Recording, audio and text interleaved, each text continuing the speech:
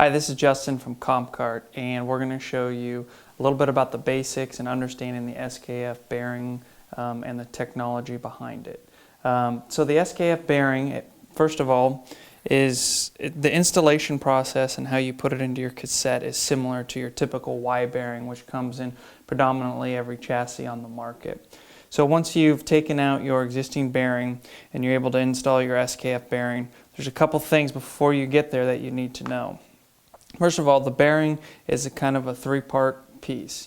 You have the bearing, which actually goes into the cassette, and then the actual clamping device or technology is similar to that of like a machining clamping tool or a collet technology. So this is your other two pieces.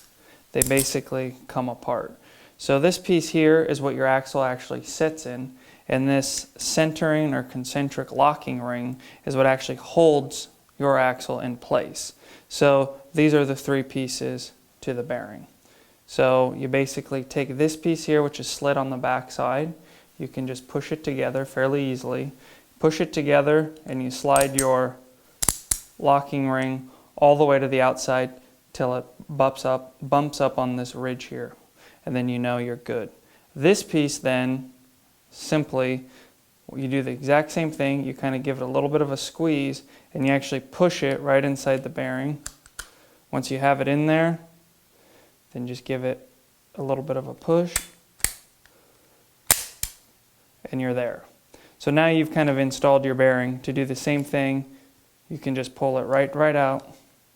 I'll give it a little pull here and it comes out. Great thing about this system is you don't have the set screws like in our previous axle video.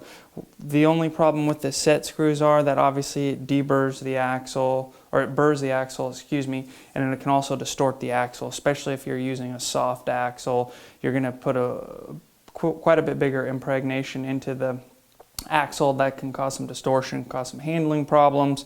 Obviously, then you can have some bearing issues as well. So with no set screws actually going into the axle with this system, it makes it pretty simple, and that is only one of the great things about the SKF bearing.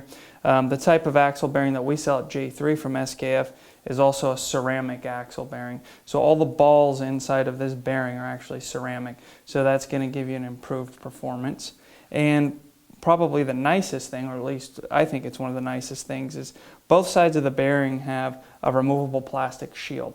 This shield actually pops off, and what this allows you to do is properly clean the inside of your bearing, blow it out with an air nozzle. Once you've cleaned it, you can use Tri-Flow or whatever type of penetrating lubrication you want to use for that process. And then you're able to snap in these plastic dust covers, and your bearing is like brand new. So basically the bearing can last pretty much a lifetime as long as you remember to put your shields back on. And I'll just show you real quick. In order to remove the shield, it's a simple process. You can get something like this, a pick or a small screwdriver, where it goes together here. You just get the pick in there, and then you're able to simply release the shield. Pop the shield out, and you can see your bearings in there, and here's where you're going to want to clean. Blow out the bearings with compressed air, put some lubrication in there.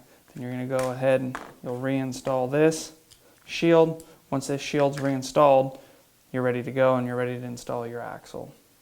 Okay, now we've installed the SKF bearings as previously done into the cassettes. We've mounted the cassettes in the chassis, and now we've effectively slid our axle in just like we did with the other style bearings, the Y bearing in our previous video.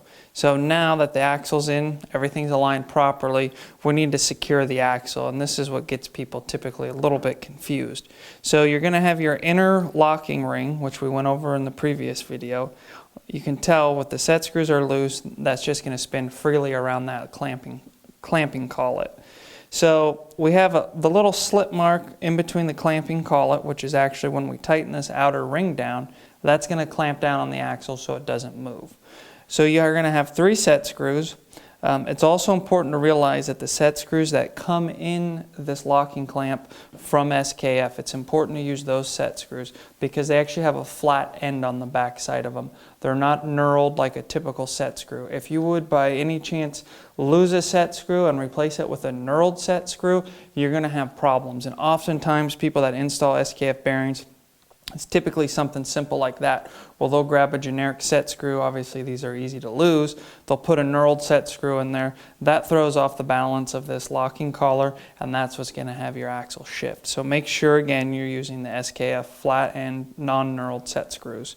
So we're going to tighten these down much like we would a standard set screw, except we want to offset this slit with the set screws. Never align a set screw up on your slit here. Otherwise, that's going to could create an issue too. So we're going to eyeball that and offset it. Much like anything, you want to evenly tighten all the set screws, just like an engine builder would on a cylinder head or you would on an axle collar, typically anything cylindrical. So we'll go around, snug everything up. Once everything's snugged and pretty tight, you always want to go to the shorter 90-degree end on your Allen, get a little bit more leverage. Tighten it down. Same on this last one. Now we've successfully tightened our axle in place. We're going to do the exact same process on our other bearing, and now we're fully confident that our bearings have our axle locked and we're ready to go with no issues. Okay, now we're going to go ahead and remove our axle with the SKF bearings. So the first things first is we need to loosen the set screws on our locking collar. So we'll loosen all 3 of these set screws. 2. There's our 3rd one. It's loose. We know it's loose by just spinning the locking collar around. Once the locking collar is loose and it's spinning around, what we need to do is we need to get the inner locking collet so it actually releases. And in order to release that, we need to give it a little bit of a shock. So grab a T-handle works, something with a blunt end, preferably made of steel. You come in here with this T-handle or screwdriver or whatever you prefer to use right on the bearing race, and you want to give it a pretty good tap with a nice steel hammer. So we're going to do that on 3 sides of the bearing. Now once we've done that, we've just kind of essentially gave it a little bit of a shock on this collet, so the axle should just slide out easily. So just like in our other axle video, we'll grab a rubber mallet. We'll go ahead and we'll give the axle a tap. Just like that. The axle comes out. Great thing about this process, there's no filing, there's no deburring, there's no honing out bearings. You're ready to go, perfect axle, no set screws. Now you're ready to change it to the next axle.